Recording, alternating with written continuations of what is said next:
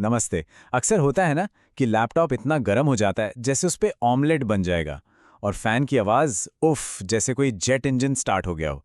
तो अगर ऐसी ही कुछ परेशानी है तो चिंता मत कीजिए। आज हम इस समस्या की जड़ तक पहुंचेंगे और इसे ठीक करेंगे। और देखिए ये प्रॉब्लम काफ़ी कॉमन है। बहुत से लोग इससे परेशान रहते हैं। लेकिन अच्छी खबर यह है कि इसका सल्यूशन कोई रॉकेट साइंस नहीं है, बिल्कुल नहीं।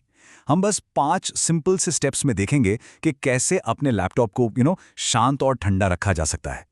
तो सबसे पहले हम थोड़ी साफ सफाई से शुरुआत करेंगे। उस धूल मिट्टी को हटाएंगे जो इसका दम घोट रही है। फिर सॉफ्टवेयर की दुनिया में जाकर कुछ स्मार्ट सेटिंग्स बदलेंगे। और हाँ, आखिर में कुछ प्रो टिप्स भी हैं। तो चलिए शुरू करते हैं ये मिशन। तो मिशन बिल्कुल साफ है, लैपटॉप को शांत करना है, उसकी स्पीड बढ़ानी है। और सबसे अच्छी बात यह है कि ये सब कुछ हम खुद कर सकते हैं, किसी एक्सपर्ट के पास जाने की ज़रूरत नहीं। तो चलिए आते हैं सबसे पहले और सबसे ज़रूरी काम पर। सॉफ्टवेयर में घुसने से पहले ये तो देख लें कि लैपटॉप बेचारा सांस ले पा रहा है या नहीं। हाँ, मेरा मतलब है फिजिकल क्लीनिंग। पहला काम, लैपटॉप को पूरी तरह से पावर ऑफ कर दें। ठीक है। अब कोई सॉफ्ट सा ब्रश या कंप्रेस्ड एयर कैन लें और जो वेंट्स है ना, जहां से हवा आती जाती है, वहां से सारी धूल साफ कर दें। और अगर थोड़ी हिम्मत है तो बैक पैनल खोलकर अंदर से भी हल्के हाथ से साफ कर सकते हैं, पर हाँ, बहुत ध्यान से। 1 मिनट, ये बहुत जरूरी है, बहुत ज्यादा जरूरी। अगर लैपटॉप खोलने जा रहे हैं तो सबसे पहला रूल है बैटरी निकाल दें। और याद रखिएगा, ये कोई कुश्ती का मैच नहीं है, तो बिल्कुल भी जबरदस्ती नहीं करनी है। ठीक है, तो बाहर की सफाई तो हो गई। अब टाइम है अंदर की दुनिया में झांकने का, मतलब सॉफ्टवेयर की दुनिया में। आप सच में हैरान हो जाएंगे कि बस कुछ क्लिक से कितना बड़ा फर्क पड़ सकता है। तो हमारा पहला टास्क है सिस्टम कूलिंग पॉलिसी को एडजस्ट करना। अब ये क्या है? इसको आप लैपटॉप का थर्मोस्टेट समझ लीजिए। बेसिकली ये सिस्टम को बताता है कि भाई जब गर्मी बढ़े तो फैन को कब और कितनी तेजी से चलाना है। अब ये सेटिंग थोड़ी सी अंदर छिपी हुई है, तो ध्यान से देखिएगा। स्टार्ट पर जाना है, फिर सेटिंग्स, उसके बाद सिस्टम और फिर पावर एंड स्लीप। वहां आपको एडिशनल पावर सेटिंग्स दिखेगा, उस पर क्लिक करना है।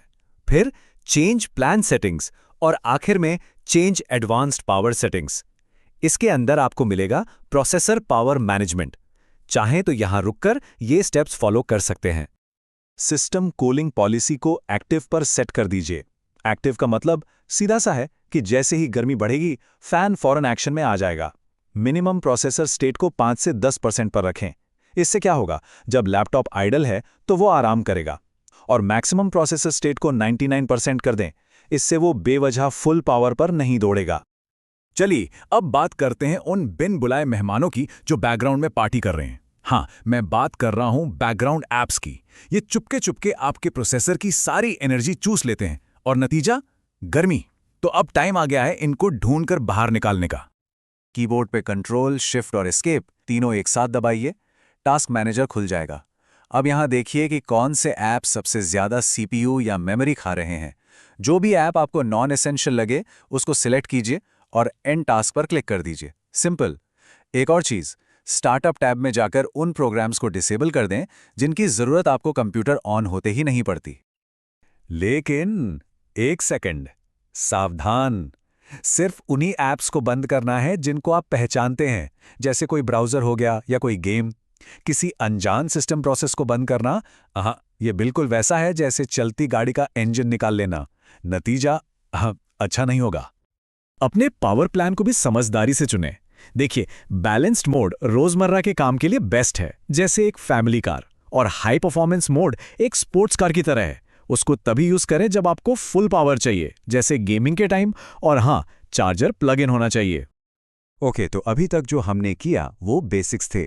लेकिन अगर आपको अपने लैपटॉप के कूलिंग सिस्टम पर पूरा कंट्रोल चाहिए तो चलिए थोड़ा एडवांस्ड लेवल पर चलते हैं। सबसे सेफ तरीका है कि आप अपने लैपटॉप मैन्युफैक्चरर का ही कोई यूटिलिटी सॉफ्टवेयर यूज करें, जैसे डेल पावर मैनेजर या एचपी कमांड सेंटर। अगर वो नहीं है तो एक ऑप्शन है बायोस में जाना। अब बायोस क्या है? समझ लीजिए ये आपके कंप्यूटर का कंट्रोल रूम है, जहां सबसे इंपॉर्टेंट सेटिंग्स होती हैं। यहां से आप फैन की स्पीड को डायरेक्ट कंट्रोल कर सकते हैं, पर बहुत ध्यान से। और ये एक गंभीर चेतावनी है, सीरियसली। बायोस में गलत सेटिंग छेड़ने से आपका सिस्टम अनस्टेबल हो सकता है या शायद खराब भी। इसमें तभी हाथ डालें जब आपको 100% पता हो कि आप क्या कर रहे हैं। अगर थोड़ा सा भी डाउट हो तो प्लीज़ इसे जैसा है वैसा ही छोड़ दें। तो अब हम आ गए हैं आखिरी पड़ाव पर। यहाँ कुछ बोनस टिप्स हैं और फिर एक क्विक सा रिकैप करेंगे ताकि सब कुछ अच्छे से याद रहे।